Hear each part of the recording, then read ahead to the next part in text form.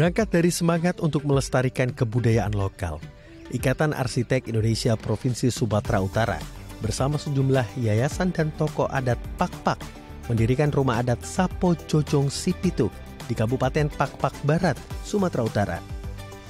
Dengan berdirinya rumah adat ini, diharapkan dapat mengembalikan nilai-nilai budaya yang telah lama pudar di tanah Pakpak. Kabupaten Pakpak Barat merupakan salah satu daerah yang berasal dari pemekaran wilayah Dairi.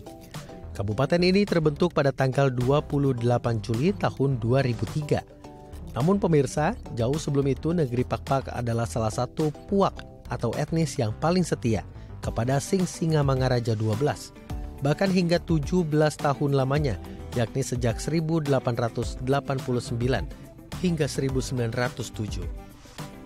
Hikayat tentang adat Pakpak kian tergerus oleh zaman. Bahkan sejak mengalami pemekaran dari Kabupaten Dairi, nyaris tak ditemukan lagi rumah adat asli Pakpak di daerah mereka. Sejumlah arsitek yang tergabung dalam Ikatan Arsitek Indonesia Provinsi Sumatera Utara menyebut, berdasarkan riset yang dilakukan oleh mereka sejak tahun 2018, rumah adat Pakpak tak lagi ditemukan sejak tahun 1973. Ya, lalu bagaimana proses dan tantangan untuk membangun rumah adat yang ada di tayangan tersebut? Untuk membahasnya kita telah terhubung langsung dengan Yori Antar selaku arsitek. Kita langsung sapa. Selamat siang Pak Yoris. Assalamualaikum, apa kabar di sana Pak? Selamat siang, sehat, baik-baik saja, saya ada di kantor saya sendiri. Oke, kita sebelumnya mengapresiasi apa yang dilakukan Bapak Yori dan teman-teman yang membangun kembali rumah adat dan melestarikannya. Ini boleh diceritakan Pak Yori, apa yang membuat Bapak terdorong untuk membangun rumah-rumah adat dan melestarikannya? Kegelisahan apa yang Pak Yori alami Pak? Ya, jadi saya cukup gelisah pada saat saya kuliah. Saya kuliah di perguruan tinggi Universitas Indonesia dan layaknya banyak juga teman-teman arsitek yang lulus dari perguruan tinggi, tapi begitu kami lulus, kami tidak memahami arsitektur kita sendiri begitu, yaitu arsitektur Nusantara begitu. Memang salah satu masalah terbesar adalah di pendidikan, di mana kami semua adalah arsitek-arsitek yang lahir dari budaya modern, yaitu dari budaya tulisan, ya. Sedangkan setelah kami banyak melestarikan rumah-rumah adat di pedalaman, kami baru memahami adalah arsitektur Nusantara itu datangnya dari budaya lisan yang dikerjakan bergotong royong bersama masyarakat. Jadi beda sekali dengan arsitek yang datangnya dari tulisan yang cenderung adalah proyek yang top down. Dari arsitek, kontraktor, mandor ke tukang. Sedangkan kalau di rumah adat yang membangun adalah masyarakat adat sendiri tanpa gambar bahkan. Sehingga tugas kami adalah mencoba mendokumentasikan bagaimana masyarakat adat itu melestarikan rumahnya. Kami selalu kirim mahasiswa-mahasiswa dan mahasiswa kami tidak nyatakan tidak boleh mengintervensi. Kalian datang dengan kekosongan, isi yang kosong untuk memahami bagaimana rumah adat itu dibangun.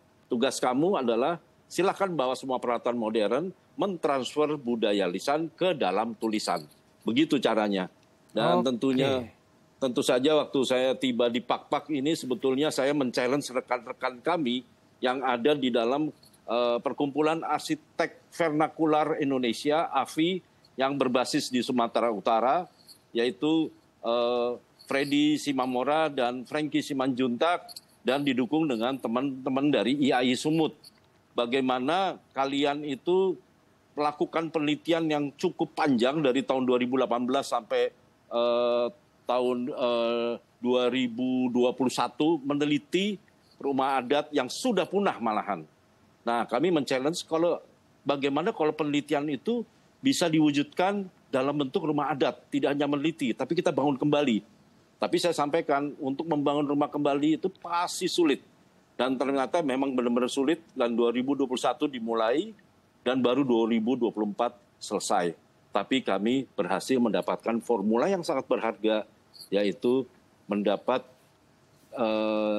perjalanan lengkap mendokumentasikan rumah adat itu dari awal sampai selesai. Dan di sana kami tentunya didampingi Pande Atur Pandapotan, dan Kemudian kami didukung selalu oleh donatur ya. Kami dalam membangun rumah adat kami menggerakkan donatur-donatur nasional ya. Donatur ini nanti menyediakan dananya langsung ke masyarakat adat dan kami dibantu sepenuhnya oleh Yayasan Tirto Utomo. Oke. Yang menarik di tayangan tadi rumah adat Sapo Jojong ya di daerah Pakpak Sumatera Utara yang dibuat kembali dan dilestarikan. Mengapa memilih rumah adat Sapo Jojong ini di Pakpak? Apakah ada histori tersendiri dan sebetulnya rumah tersebut pun yang ada di Pakpak sudah mulai berkurang atau mulai dikatakan seperti punah dalam tanda kutip kah Pak? Sehingga ini perlu kembali dilestarikan. Betul, karena banyak kita yang tidak memahami bagaimana membangun rumah-rumah adat itu kembali.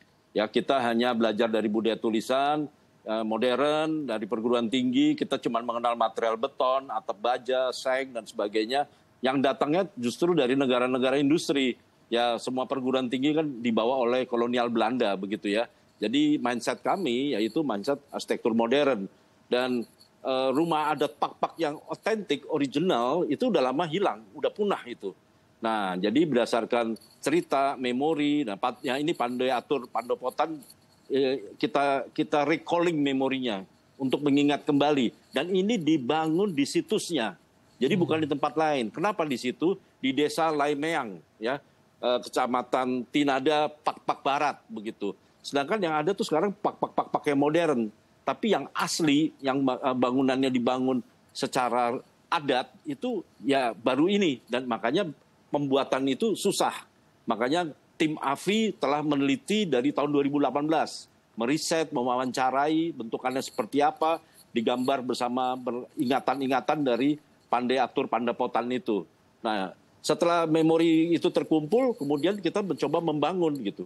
Tentunya membangun rumah pertama ini susah sekali ya. Pengalaman kami dulu waktu membangun rumah adat yang pertama kali di Wairebo. Membangun rumah adat yang pertama itu susah. Tapi memang kita nggak nyari gampang, kita nyari yang susah. Karena begitu dapat kita menemukan formula dan kemudian rumah-rumah berikutnya bisa dihadirkan kembali. Salah satu desa yang paling sukses ya Wairebo, karena Wairebo telah menjadi desa wisata begitu ya. Dan di Pakpak ini adalah rumah pertama di antara sekian rumah-rumah adat yang memang sudah punah. Pernah dilintasi pasukannya Sisinga Ngamangan Raja di daerah ini begitu.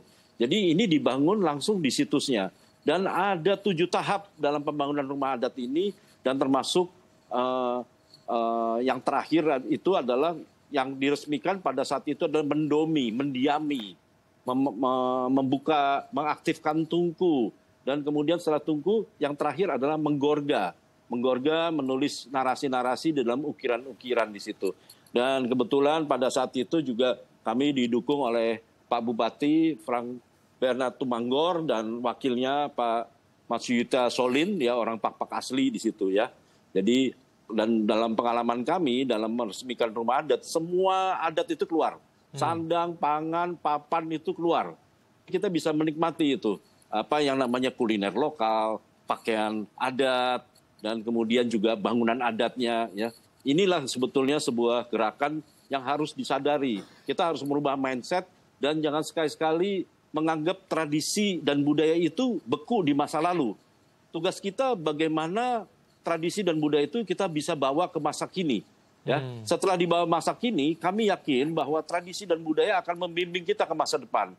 Jadi bangsa Indonesia itu kalau mau maju ke masa depan harus ingat pada akar budayanya sendiri. Jadi tidak terombang-ambing dengan budaya dari luar, dari kiri, dari kanan yang menggerus budaya kita sendiri begitu.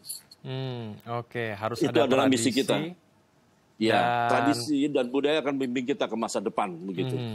Saya mau masuk ke bagaimana proses pembangunannya. Apakah ada pola lama di masa lalu yang tetap dikukuhkan dan dibangun untuk membuat rancangan rumah adat ini atau sudah menyesuaikan dengan masa kini?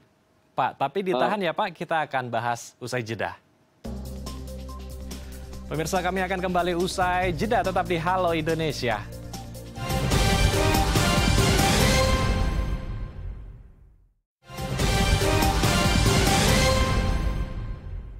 Terima kasih pemirsa, Anda masih bersama kami di Halo Indonesia. Kita akan lanjutkan diskusi kita bersama dengan Pak Yori Antar selaku arsitek.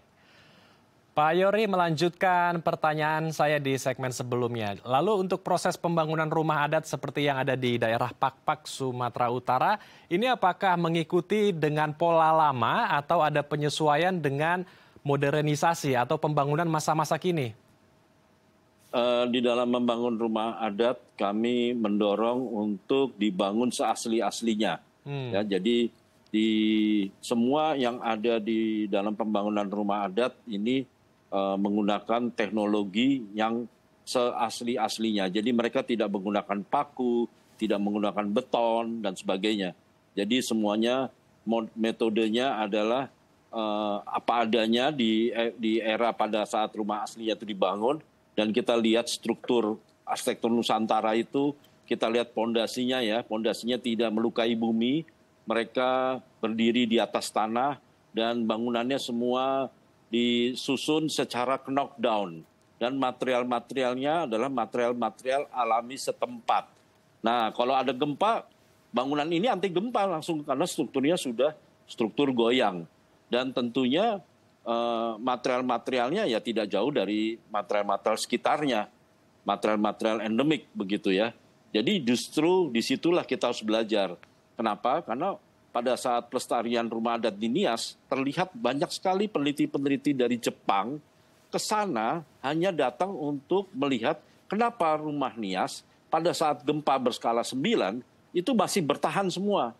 Yang ambruk itu justru rumah-rumah beton.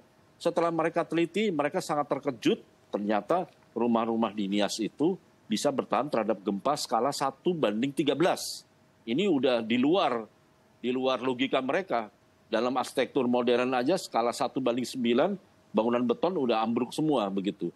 Jadi justru orang luar datang ke Indonesia untuk mengambil ilmu-ilmu yang sudah ada dan bertahan ratusan tahun yang lalu. Sedangkan kita orang Indonesia harusnya juga menaruh perhatian yang lebih kepada arsitektur kita sendiri. Arsitektur kita itu punya kearifan lokal dan punya kecerdasan, kecerlangan Nusantara yang luar biasa begitu. Ya. Jadi mereka di dalam membangun rumah adat di Alor, mereka juga punya struktur tahan badai. Ya, ada tahan gempa, ada tahan badai, tahan angin dan sebagainya. Cuman yang tidak tahan adalah tahan generasi. Begitu generasi jadi modern, ilmu-ilmu itu langsung dilupakan. Nah, di situ adalah lonceng kematian rumah adat itu sendiri. Begitu. Oke, sejauh ini sudah ada berapa rumah adat yang Bapak bangun kembali dan dilestarikan? Dan apa harapan Bapak dengan aksi sosial yang Bapak lakukan untuk menjaga budaya kita ini? Jadi tentunya aksi sosial ini saya juga terinspirasi dari DNA orang Indonesia yang banyak saya temukan di daerah. DNA-nya gotong royong. Jadi adalah gerakan nasional gotong royong. Jadi nggak perlu nunggu dari mana, ya kita gotong royong bisa membantu dari daerah ke daerah. Saya sudah membangun lebih dari 35 titik dan tahun depan kami akan meresmikan Umah Pituruang di Gayo Aceh ya, yang juga sudah punah. Terus kemudian ada rumah Toraja beratap batu, yaitu rumah di situs 600 tahun yang lalu, di mana mereka sekarang kembali belajar membelah batu-batu untuk menjadi atap. Dan kemudian juga ada sekolah tenun di Momere ya. Jadi tenun itu adalah salah satu produk kain Indonesia yang luar biasa karena di dalam kain tenun itu berisi narasi, berisi cerita. Bukan sekedar merek ya, merek yang diproduksi massal, tapi adalah sebuah cerita panjang yang kain tenunnya sendiri bisa dibikin 6 bulan, 1 tahun, ada yang 3 tahun dan sebagainya. Jadi budaya kita ini luar biasa, hanya bagaimana menularkan, membangkitkan semangat kepada generasi masa depan untuk terus melestarikan dan mengembangkannya. Teknologi modern silakan saja justru untuk dipakai untuk mengembangkan budaya-budaya kita di masa depan. Dan saya percaya Bandul Peradaban itu sudah bergeser, sekarang semakin ke timur dan Indonesia pasti akan menjadi inspirasi dunia. Baik, kita harapkan aksi yang dilakukan Bang Yori dan teman-teman di sana bisa menjadi sebuah sarana untuk kita mempelajari rumah adat sehingga kita bisa belajar juga tentang berbagai macam budaya dan juga sejarah dari nenek moyang kita. Terima kasih Pak Yori telah bergabung bersama kami di Halo Indonesia. Salam sehat, selamat kembali beraktivitas Pak Yori. Terima kasih. Pemirsa, jamu tidak selalu pahit dan tidak enak jika diolah dengan kreatif. Seperti apa? Usai jeda tetap di Halo Indonesia.